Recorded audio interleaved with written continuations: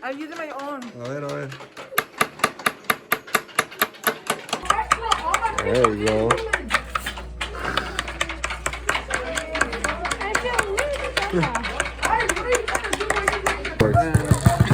No.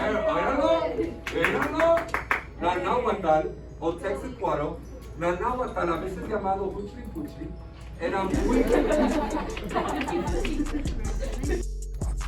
Alright, so in this video I'm going to be showing you guys a couple mini activities that I did with my students today to get them to learn a little bit more about the achievements of the Inca. So like always, the lessons themselves are going to be posted in the description of the video.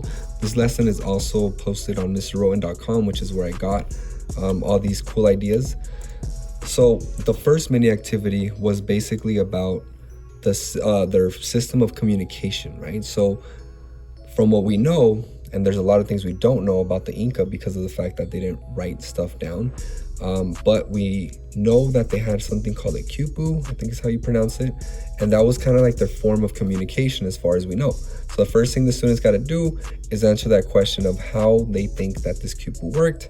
And then I explained to them that it probably had something to do with the knots and probably had to do something with numbers, but we're not really sure. So then the next thing I do is I divide up my class into three different groups, essentially. One of them is going to be the Mayans, one's going to be Aztecs, and the last one's going to be Inca. So I tell them that I'm going to read a story, essentially, one of the creation myths of the Inca. And it doesn't really matter what you read to them, actually. But what they're going to do is they're going to try to basically remember the information, because then at the end, I'm going to ask them questions about the passage. So the Mayans, since they had the ability to write, the Mayans are going to be able to write down basically as much as they can from the story.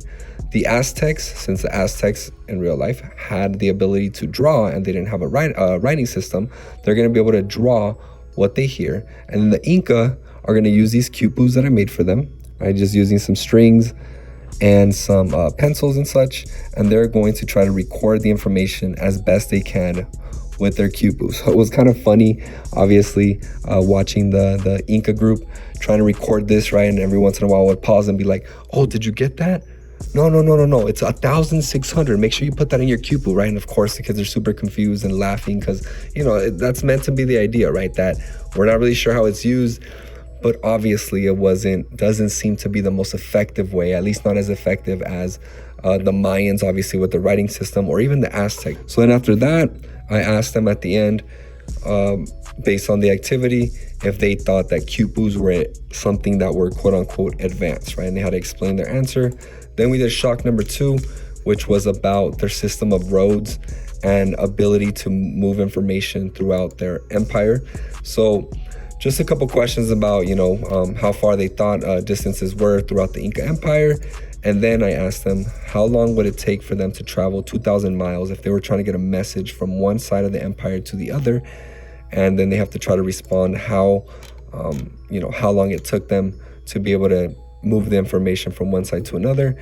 And, they get very shocked when I finally reveal the answer, which is 5 days. They were able to travel 2,000 miles, or a message travel 2,000 miles in 5 days. And I explained how they were able to do that through their system of roads and kind of like their system of, a Pony Express with humans, if you will, where one runner would run the message to another one, and that whole system, how it developed, and how they were able to do this so quickly without even having things like tennis shoes, and how they were able to do it without writing anything down, right? They had to memorize the message. So like I also told them it was basically like one big game of a telephone. And again, how they were able to do this without any animals. So a pretty cool little system that they developed. And then again, just like with the other activity, I asked them, is this advanced? Do you think the system that they had to move information from one side of the empire to another was advanced?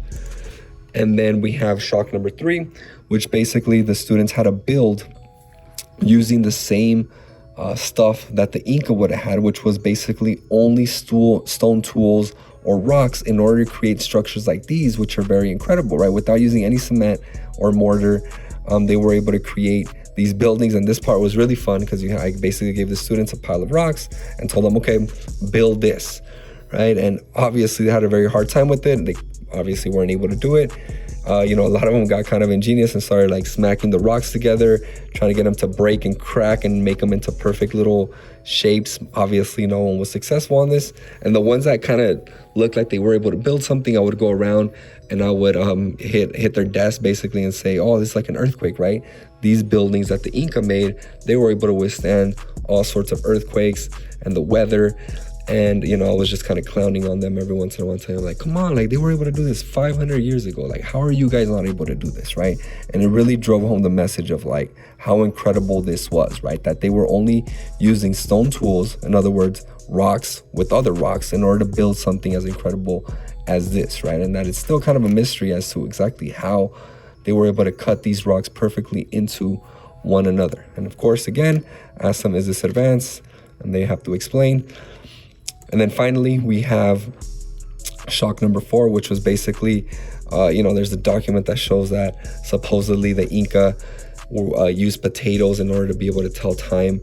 And I also explain how this is kind of strange and how it might not even be true, but the fact that the Inca didn't write their history down, didn't have a written system or system of writing, that it's kind of hard to know what is fact and what is fiction, that most of what we know about the Inca comes directly from the Spanish, right? And how that's kind of a problem.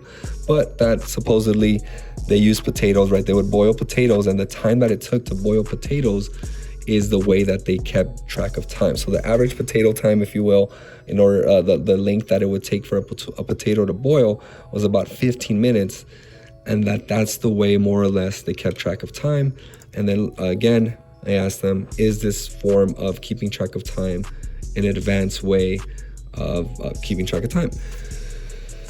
So again, just some fun little short activities today to get them thinking about the Inca quote-unquote achievements that they were able to do. Some of them pretty advanced, some of them maybe not as much. So yeah, you can go ahead and give it a try. It was a lot of fun. The students really enjoyed it.